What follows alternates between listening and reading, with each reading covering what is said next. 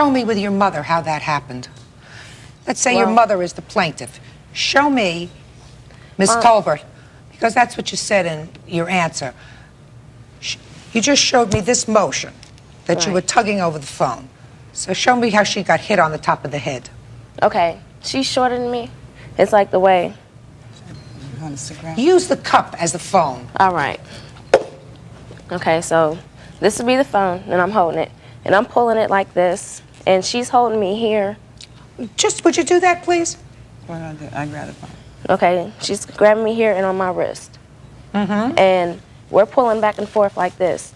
And that's how she got hit, and she finally pulled it out of my hand. That's how she got hit, on the top of her head? Yeah, she's shorter than me. Now, you weren't there, is that right? That's correct, I wasn't. Do you know anything about this case? Yes, ma'am. From your daughter?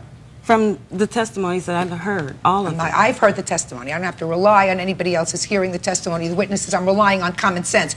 You do not get, if you're struggling over a telephone, a gash to the top of the head that's 3 inches long. You don't get that. I've heard this lady testify. It doesn't sound to me as if this is the kind of lady who is going to use the F word over and over again in speaking to your daughter. I want to tell you that. Just doesn't strike me that way. Now, I have just a couple of other questions for you. You took a leave, you said, from this job for a month. Why? I was sick. What was the matter with you? I have migraines, and I was having some stomach problems and stuff. How many jobs have you had? I've been working since I was 14. So one job I worked at for 2 years. What happened to that job? I quit. Why? Because it was old to me. I found a better one. You assaulted this lady. She was your boss.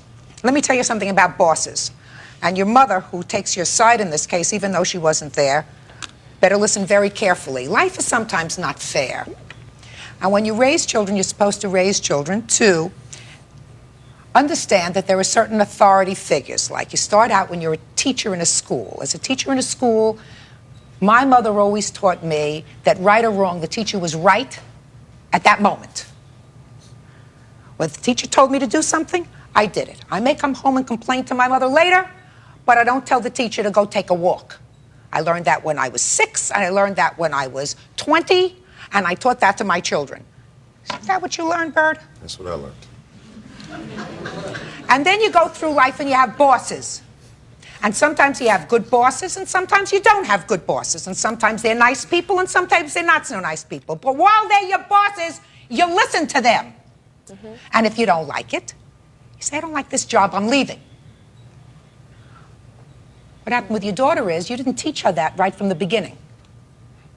Probably said to her, you stand up for what you think is right to your teachers when you're 6 and to your boss when you're 16.